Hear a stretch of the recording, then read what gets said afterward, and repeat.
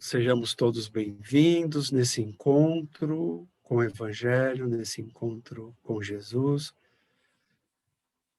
Nós vamos imaginando a presença de Jesus em nossos lares, espargindo suas luzes de serenidade, de paz, de muito amor em todas as direções do nosso lar, envolvendo todos os ambientes, todos os nossos familiares,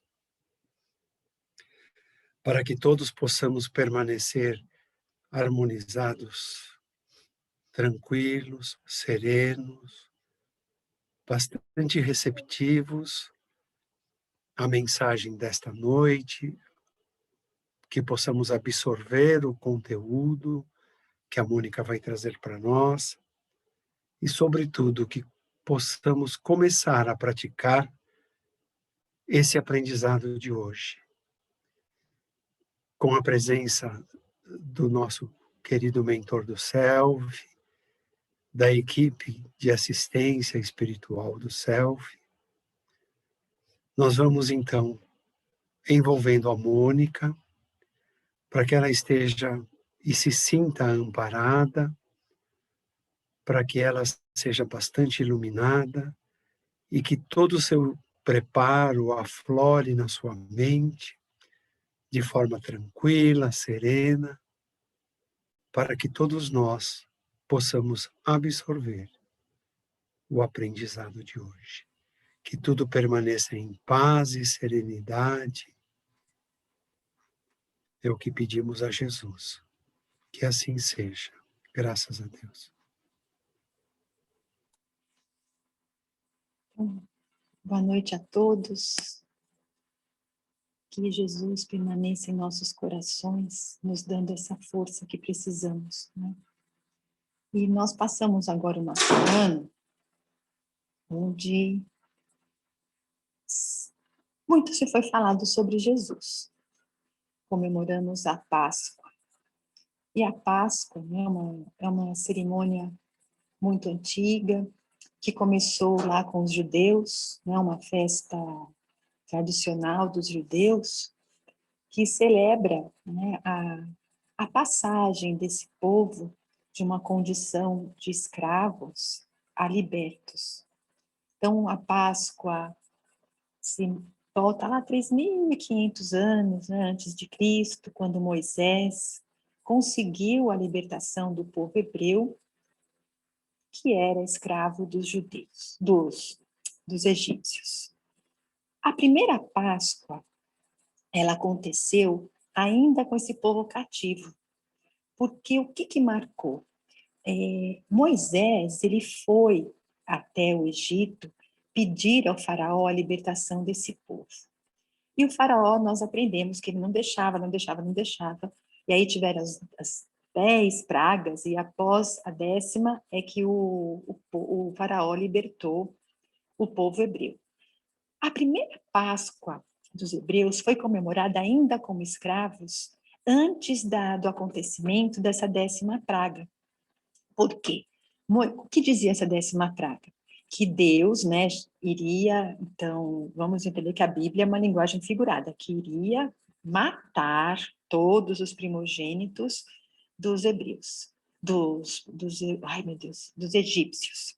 Bem, então Moisés orientou o seu povo que matasse um cordeiro, que pegasse aquele sangue do cordeiro, pintasse a porta da casa com aquele sangue, comesse aquela carne, mas comesse aquela carne com pão sem fermento, com vinho também sem ser fermentado e também com ervas amargas.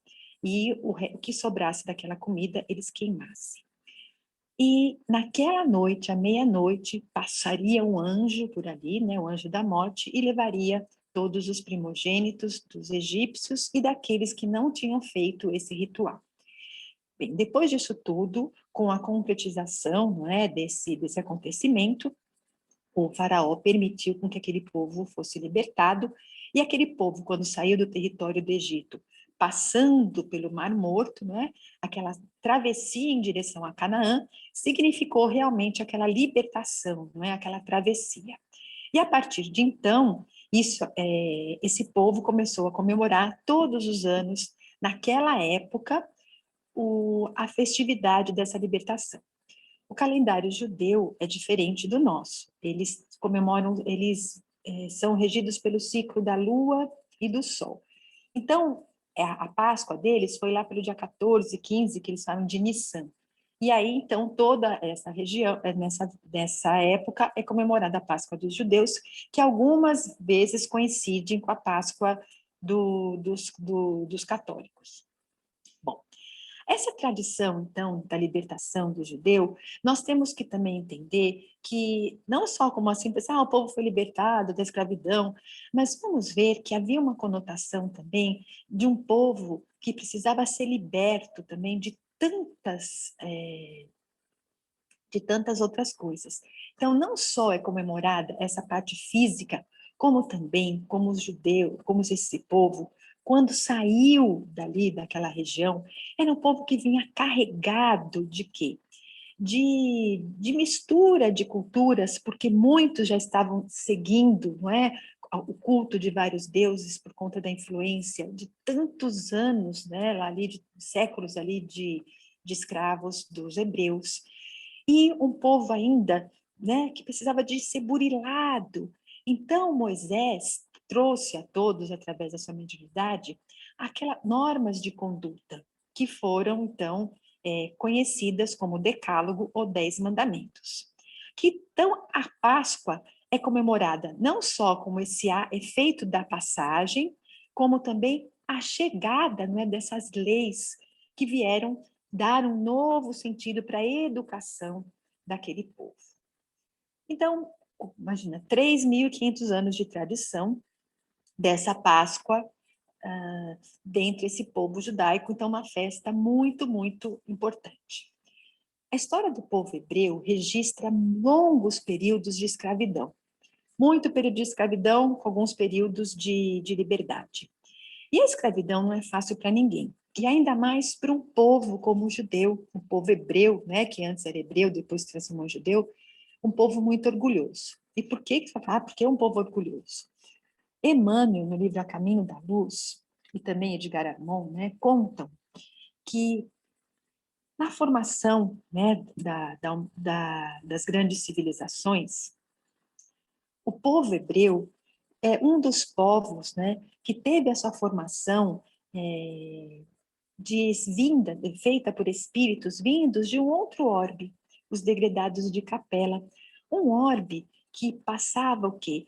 Também como nós hoje, não é? Todos nós passamos por mundos primitivos, de provas e expiações, mundo de regeneração. E aí o que acontece? Esse Capela estava passando por um salto, não é? Uma mudança no seu ciclo evolutivo. E aqueles espíritos que não mais estavam de acordo com aquele comportamento, ainda insistiam em permanecer no mal, no egoísmo, no orgulho, ou seja, eles não poderiam mais habitar aquela situação, aquele local, porque eles iriam atrapalhar os outros e não servia mais para ele aquela escola. Então, eles saíram de lá e foram encaminhados para um outro local, que seria aqui o planeta Terra. E aqui na Terra, Jesus, como nosso governador planetário, como esse espírito já puro que atingiu aquele grau, né, da escala evolutiva, ele acolheu com todo o seu amor aqueles espíritos, compreendendo que era um momento muito difícil, porque eles iriam ficar muito, muito tempo longe da sua terra amada, dos seus entes queridos, mas que ele acolheria a todos, então com aquelas palavras de amor, de incentivo, e nesse momento muitos se sentiram tocados, outros revoltados, e vieram aqui à Terra. E quando vieram habitar o nosso planeta, não é? Foram também se aglomerando de acordo com as características espirituais. E um desses povos, não é, dos capelinos, eram quem? eram esses hebreus, então, espíritos muito orgulhosos que se uniram e formaram esse povo. Bem, então, vamos ver. Esse povo se caracterizava pelo monoteísmo. Então, já tinham essa parte, né, de um Deus único que permitiria a vinda de Jesus, trazendo a mensagem de Deus é amor. Então, Moisés trouxe já para esse povo essa revelação do Deus justo, mas a justiça de acordo ainda com o que eles poderiam entender. Então, num povo ainda muito orgulhoso, que trouxe, né, no seu inconsciente aquelas palavras de Jesus de acolhimento, e ainda Jesus disse que eles não ficariam sozinhos, que no momento certo o próprio Jesus viria para dar aquele suporte, para que eles todos pudessem ter aquela alavanca, né, no seu aprimoramento. Então isso ficou como registrado no inconsciente de cada um, da vinda daquele que seria o Salvador, o libertador daquelas almas. Por conta disso, durante a história, vários profetas ali, no caso dos judeus, diziam da vinda desse rei que viria a trazer a liberdade desse povo. Quando Jesus esteve na terra, o povo judeu estava na condição de escravo, mas escravo já dos romanos.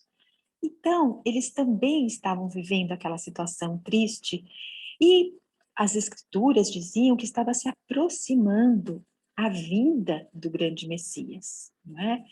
Mas, como ainda era um povo orgulhoso, o que eles entendiam? Assim como Moisés, um homem, libertou eles daquela escravidão, eles acreditavam que um outro homem viria com o mesmo poder de Moisés, com maior ainda, que iria usar da força física, de todas aquelas, dos castigos, para libertar esse povo, e esse povo eles iriam mandar.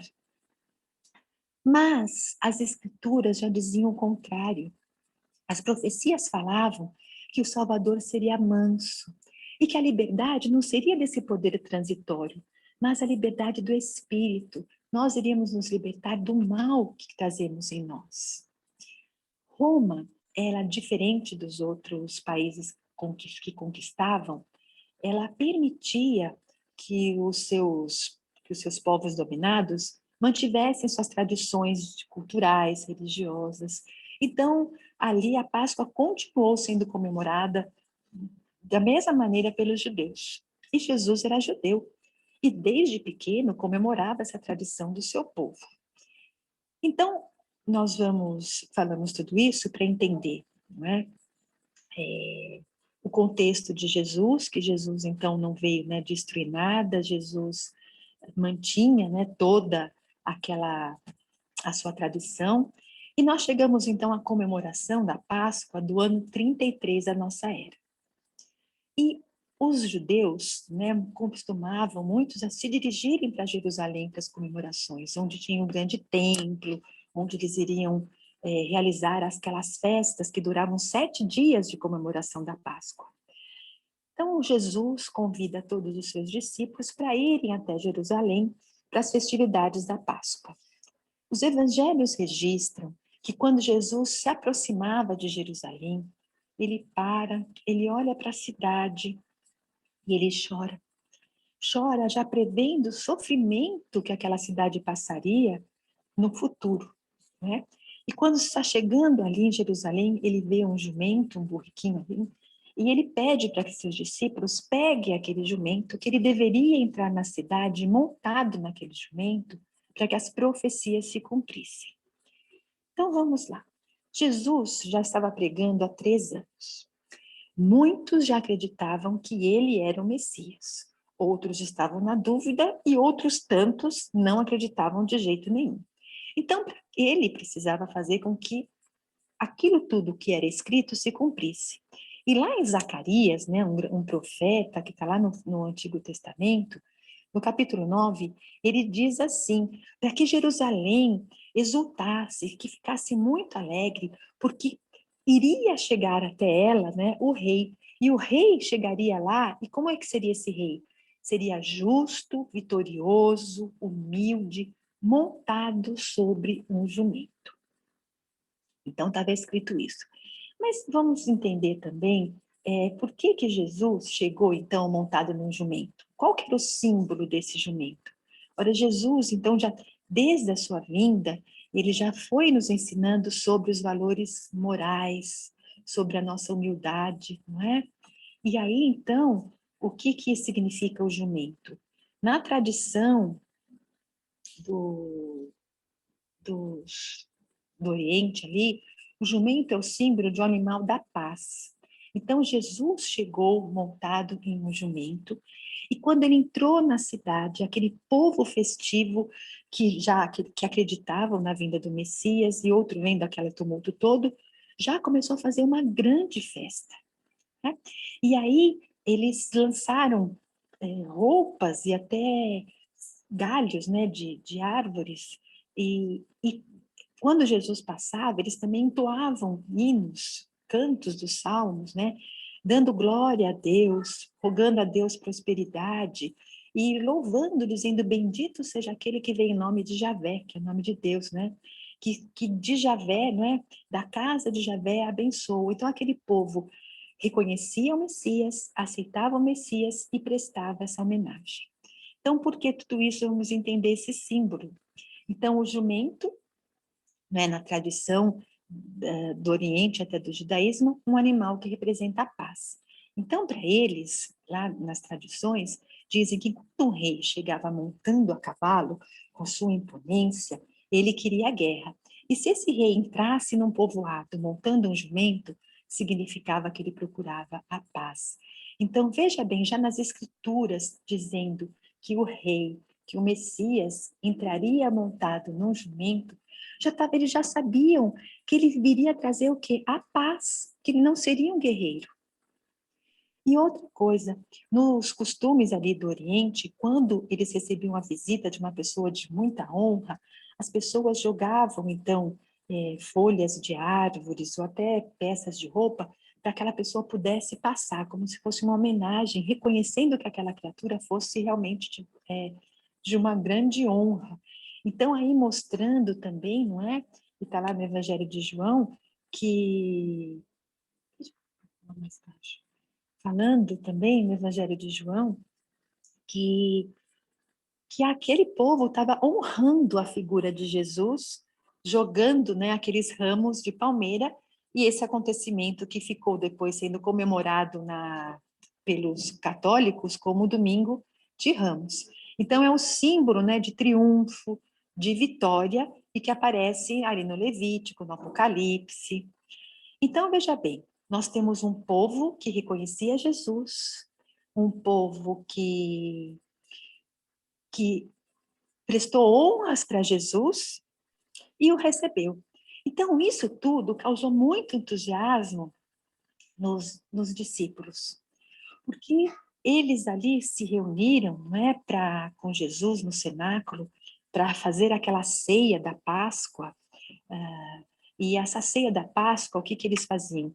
Rememoravam, né, essa libertação com aquele ritual que se iniciou lá no Egito, comendo cordeiro com pão ázimo, temperados com ervas amargas e também com aquele vinho sem ser fermentado, não é? Então, o que acontece? Significa também que aquela passagem ia ser algo muito difícil, que para a gente alcançar a liberdade ia ter que ter muita mudança, muito esforço, né? Bem, então, então os, os discípulos estavam ali reunidos para a ceia, muito, muito satisfeitos com o acolhimento do povo com Jesus. Meu Deus, eles estão reconhecendo que Jesus é esse Messias, não é? E ali conversavam com entusiasmo dos ramos, da entrada triunfal de Jesus.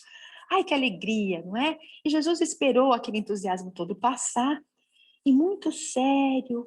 E ali os discípulos olharam, porque Jesus, além do seu brilho, da sua serenidade, assim, o seu olhar estava diferente aquele dia. E ele diz assim: amados, é chegada a hora em que se cumprirá a profecia da Escritura. E a que profecia Jesus estava se referindo? A profecia de Isaías, lá no capítulo 53, onde dizia que o Messias, né, seria oprimido, humilhado, mas que não ia abrir a boca. E como cordeiro, ele ia ser levado ao matadouro. Como uma ovelha muda perante os seus tosqueadores, ele não ia abrir a boca.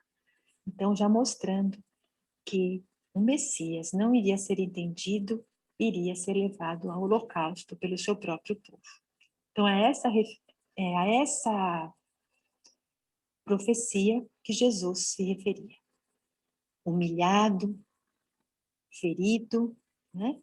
Jesus, ele ia passar por tudo isso para trazer uma mensagem para nós. E ele falou isso para seus discípulos naquela ocasião. Ele dizia assim: eu serei humilhado e serei ferido, mas eu preciso ensinar aqui para Jerusalém a necessidade do sacrifício próprio, para que não seja apenas o triunfo de uma vitória. Isso é muito passageiro, mas tem que ser o triunfo da vitória do egoísmo, do orgulho. Os homens, o que tem acontecido? Todos os tempos, os homens têm aplaudido as tribunas douradas, os exércitos que passam ali, exaltando, glorificando a matança com aqueles espojos sangrentos, os ambiciosos que dominam a força, aquela multidão ainda tão oprimida. Não, não é para isso que eu vim. Eu vim em nome do meu Pai para ensinar que aqueles que triunfam são aqueles que hoje tombam no mundo, que estão cumprindo o seu sagrado dever do amor. Aqueles, eu venho como mensageiro para que vocês encontrem um mundo melhor. Eu venho cumprir o dever do amor. E aí eles ouviram aquilo e Jesus dizia que a vitória dele seria a vitória daqueles que sabem ser derrotados entre os homens, porque vão triunfar perante Deus. Aqueles que vão triunfar na construção das obras de Deus, que vão sofrer sim, mas vão sofrer por alegria, para que eles encontrem a verdadeira felicidade. Isso provocou uma sensação muito difícil, um constrangimento e muitas dúvidas naqueles homens. E Jesus, entendendo o que se passava no coração de todos, pede para que eles não fiquem assim perturbados com tudo aquilo que ele estava dizendo, porque isso ia acontecer. E iria acontecer tudo isso pelas mãos de um deles que iria traí-lo. E Jesus disse: as mãos que eu acariciei voltam-se agora contra mim. Todavia, a minha alma está pronta para executar os desígnios do meu Pai. Bem, aquilo causou um alvoroço geral. Eles ficaram brancos. O mal-estar atingiu todos eles. Judas fez o possível para dissimular suas impressões. Enquanto isso, os outros angustiados perguntavam para Jesus como ia ser possível, se Jesus sabia quem ia ser o traidor, não é? O André ingenuamente fala: ai, Jesus, será que serei eu? Aquela coisa, né? E Tiago, constrangido, ele fala em voz alta: mas onde está Deus que não vai impedir isso? Não é possível que Deus vai permitir que isso aconteça. E Jesus olha para Tiago e diz: Tiago, cale-se. Que pouca confiança é essa na sabedoria de Deus? Deus, ele sabe do que tem que ser feito. E uma das maiores virtudes do discípulo do Evangelho é de estar pronto ao chamado da providência, Tiago. Não importa onde e como seja o testemunho da nossa fé, nós precisamos revelar a nossa união com Deus em todas as circunstâncias. Não se esqueçam, a nossa condição é de servos de Deus. Então, se nós queremos atender o chamado de Deus, nas horas de tranquilidade ou nas horas de sofrimento, nós precisamos estar com o coração aberto. João, ouvindo aquilo tudo, mas também meio assim, né, atônito, falou: Jesus, eu entendo o que o senhor está falando. Quantas vezes o senhor já não disse que é necessário os escândalos, mas ai por quem vem os escândalos. Mas aceitar que esse escândalo vai vir de um de nós, desse grupo que criou um elo de amizade, não é possível que isso possa acontecer, né?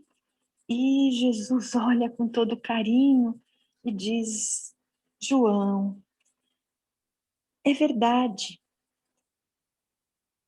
eu não consigo te explicar tudo agora, vocês não são capazes de entender. Mais tarde eu vou enviar o Consolador, e ele vai esclarecer em meu nome, como hoje eu falo em nome do Pai, e muitas coisas serão entendidas. E parou, deixando um tempo para que eles pudessem assim refletir, não é? E depois continuou falando para João, explicando que os desígnios de Deus são insondáveis, mas são justos, são sábios.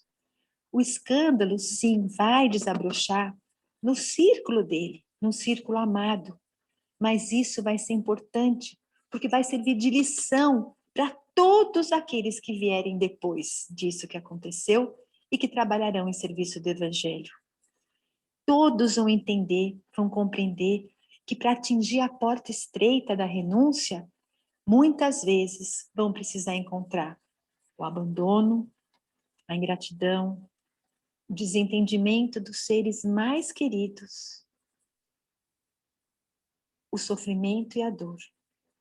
Isso é importante para que cada um possa se firmar no seu caminho de Deus, por mais difícil, por mais sombrio que seja. Essas palavras causaram, assim, um impacto muito grande em todos eles, né?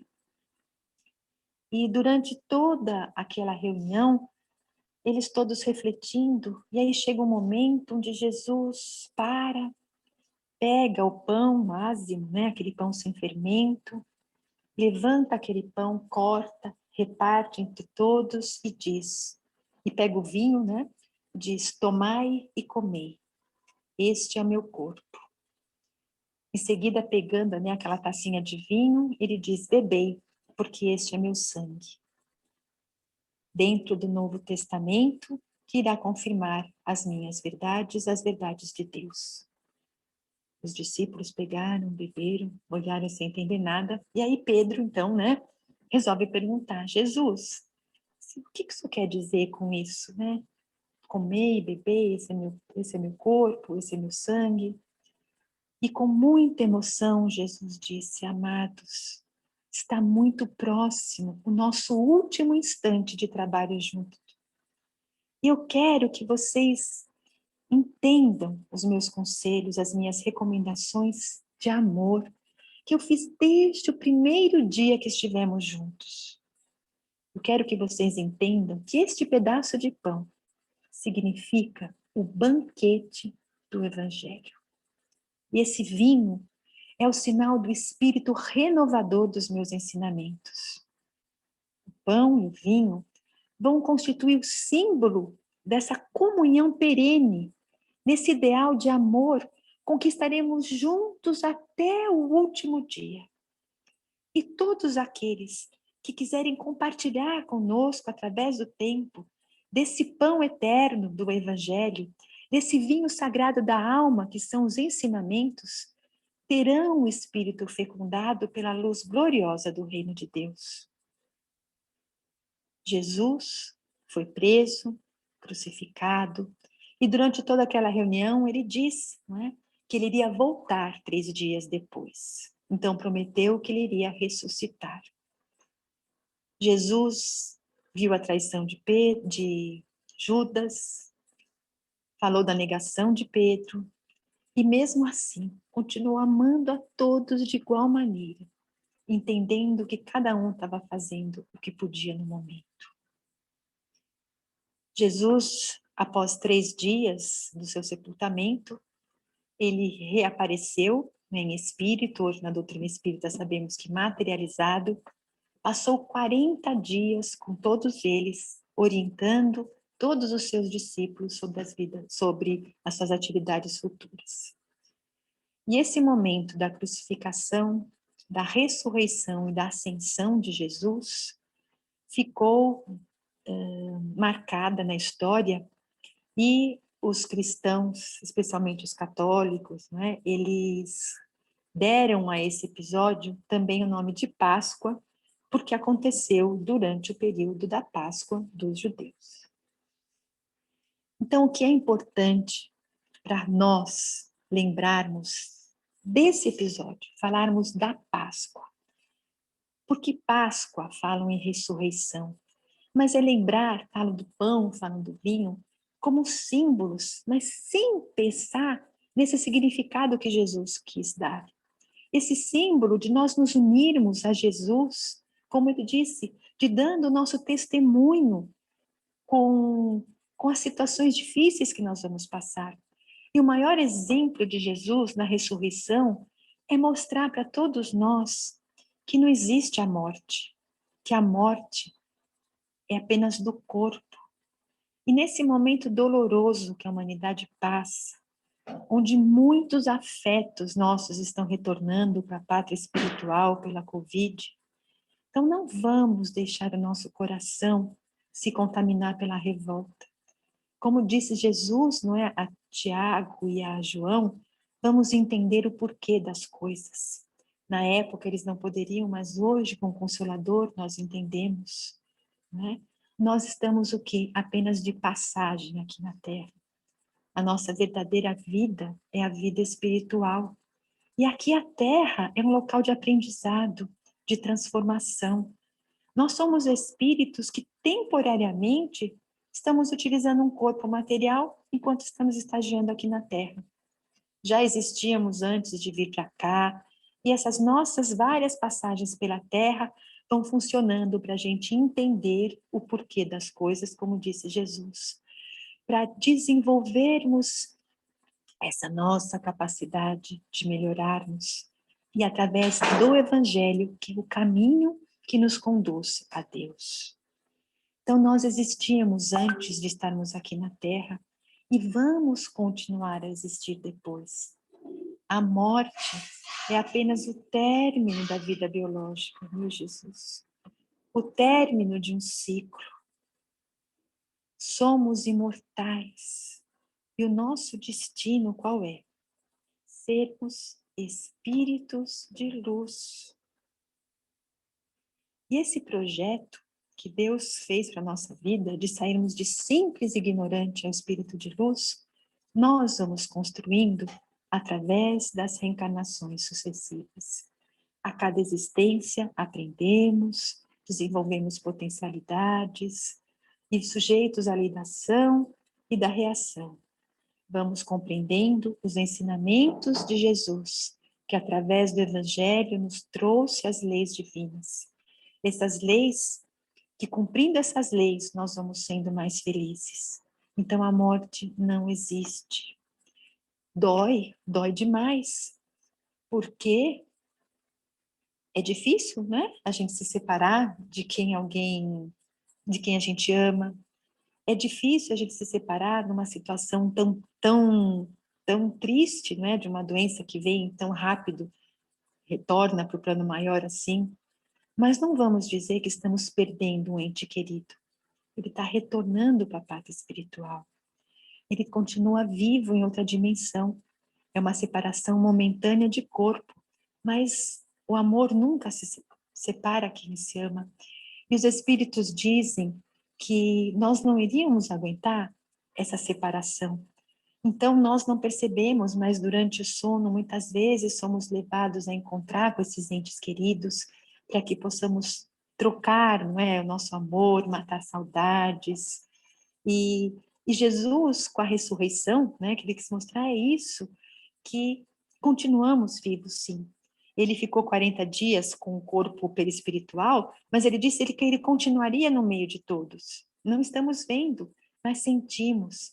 Então vamos ver assim a Páscoa nesse calendário cristão e vamos aproveitar esses momentos da Páscoa e do Natal, momentos marcantes da vida de Jesus, E entender que se aqui nós comemoramos, no plano espiritual também.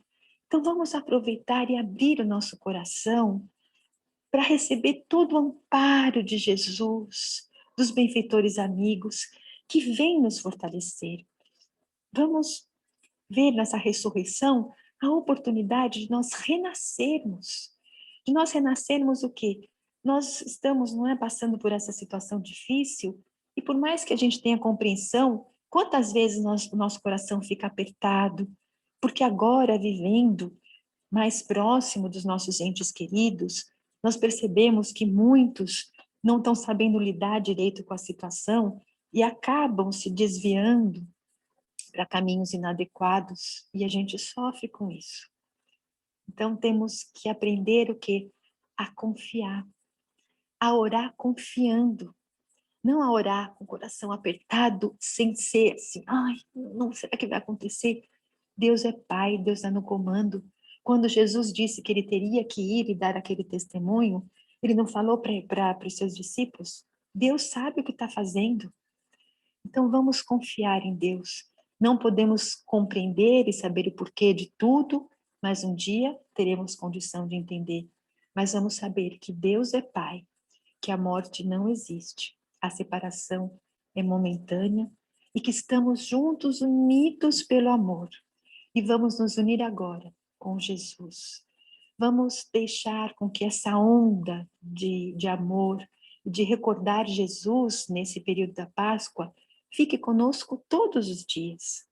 Vamos deixar que Jesus renasça sempre em nossos corações, que a esperança renasça, que a certeza de dias melhores renasça, que nós tenhamos acreditamos que a gente consegue sim superar os desafios mais difíceis.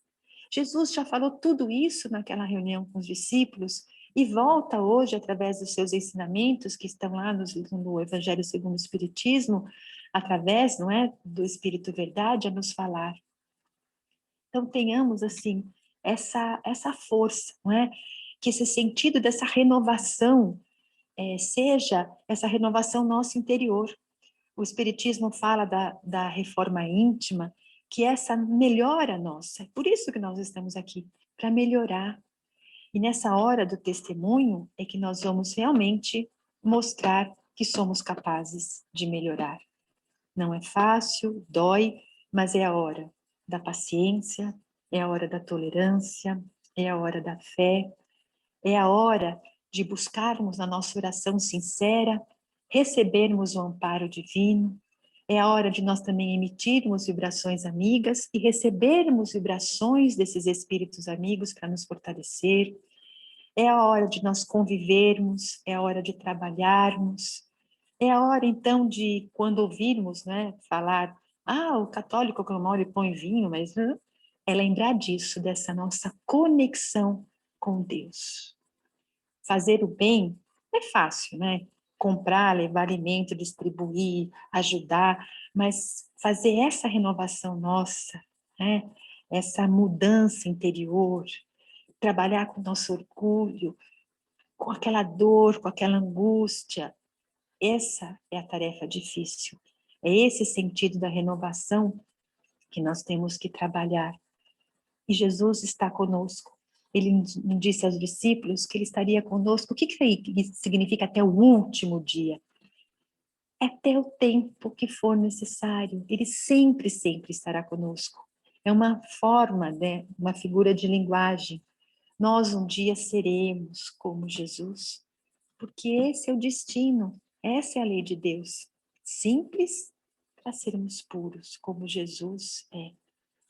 Então, para isso, precisamos de acreditar que somos capazes de nos renovar, de que somos capazes, sim, de passar por tudo isso, porque Deus nos conhece e não estaria permitindo que passássemos por essa situação se não fosse possível essa superação.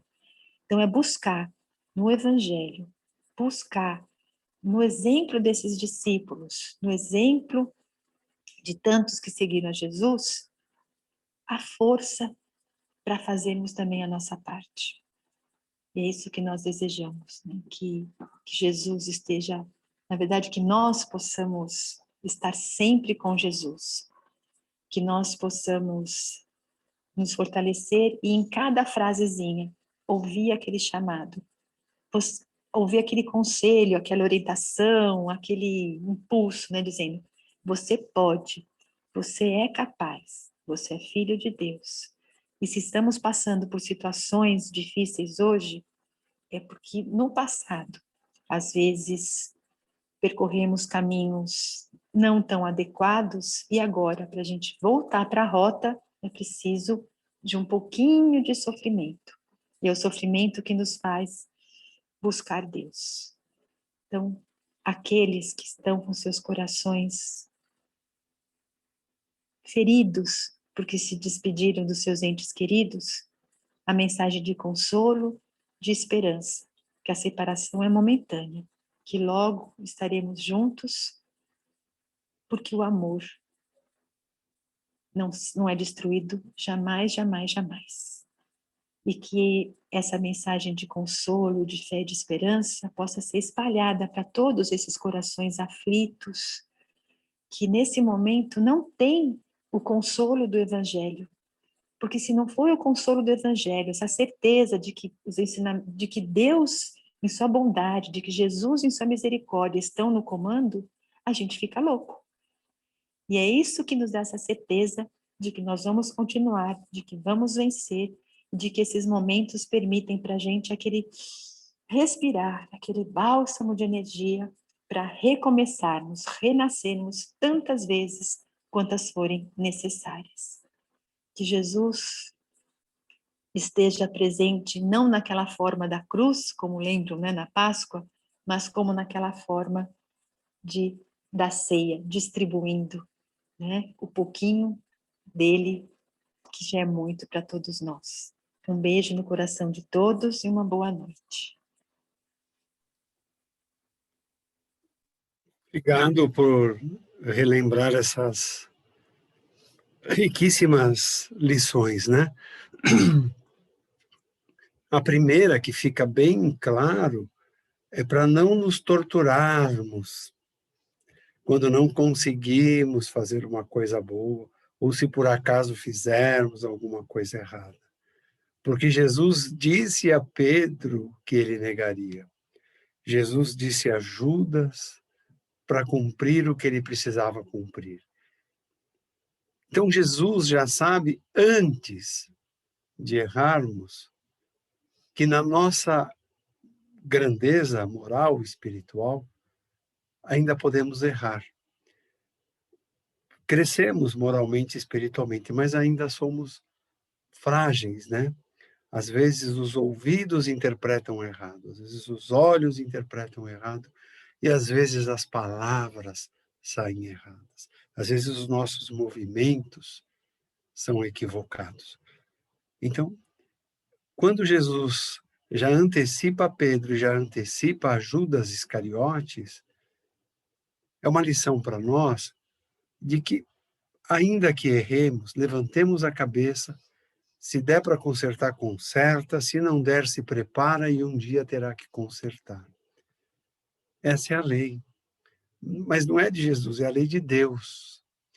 E a riqueza de saber o que estava se aproximando, e nós estamos vivendo um momento complicado. E a serenidade para enfrentar o momento. Então, quando ele é humilhado, julgado, traído, tudo suportou com dignidade. Nós estamos vivendo um turbilhão de coisas contrárias àquilo que estávamos acostumados a viver. Mas isso não é motivo para injuriarmos, para agredirmos, para maldizermos, porque é o aprendizado. É a hora nossa de cada um dar o seu testemunho, o que de fato guardou no seu coração do Evangelho, o que de fato tem para dar a Jesus agora, na hora da provação, na hora do testemunho.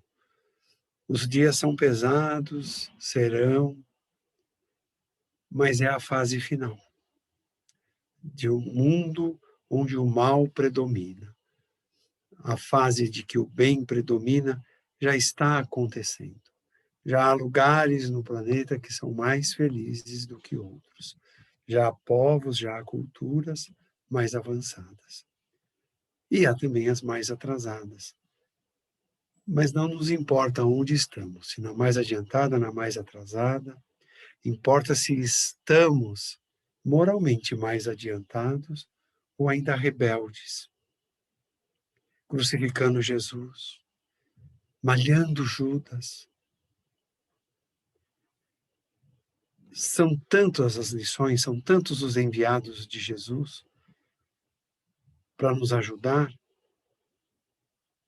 que cada um pode meditar depois na música, na pintura, nas artes em geral. Tem tanto espírito avançado que aqui esteve, Mozart, Wagner, Rafael na pintura, junto com Michelangelo e com Da Vinci, Leonardo para os italianos. Todos ricos de lições feitas e de lições faladas. É hora de estarmos fazendo o que estamos fazendo, reunidos em torno de Jesus, porque ele disse que também estaria presente. Então é hora de fortalecer cada um com essa aproximação. É virtual, mas não é virtual. O encontro é virtual, não é presencial. Mas o conteúdo, todos saímos fortalecidos. E é assim, fortalecidos, Jesus, que dirigimos ao Pai, o nosso Criador, o grande agradecimento de estarmos vivendo esses momentos difíceis e poder ter esses espaços onde o nosso coração, a nossa alma, o nosso pensamento se aliviam e vão beber na fonte da água da vida que o Senhor Jesus disse que teria sempre para nós. E esse refazimento, esse fortalecimento, nos faz expandir os nossos desejos e envolvemos, Senhor, neste momento, aqueles que estão padecendo com enfermidades no corpo físico, aqueles que estão padecendo com enfermidades na mente, aqueles que estão padecendo por enfermidades morais, aqueles que se encontram nos cárceres e os que injustamente lá estão também, aqueles que ainda infelizmente encontram na prostituição o ganha-pão. O nosso pensar vai a todos esses sofredores, Senhor. Que o Senhor possa aliviar as dores físicas, as dores mentais, as dores espirituais que eles passam. Que possam ser fortalecidos neste momento, que um halo de esperança brote em seus corações, em suas mentes, e que de alguma forma consigam se aproximar do teu evangelho, Jesus. E aí beber da água da vida eterna que o Pai nos deu, sem nada pedir em troca. Também nos lembramos e queremos alimentar com esperança, com fortalecimento, encorajamento, a todos os abnegados que estão padecendo por cuidar de vidas humanas. Quanta dor esses profissionais da saúde estão enfrentando. Às vezes ter que escolher um para ser tratado e sabe-se lá quantos que ficam ao relento, ao acaso. Senhor, que esses corações, que essas mentes não se perturbem, não se turvem no desespero, mas sim que encontre nos teus evangelhos a esperança de saber que estão fazendo o melhor que podem em todos os cantos neste planeta.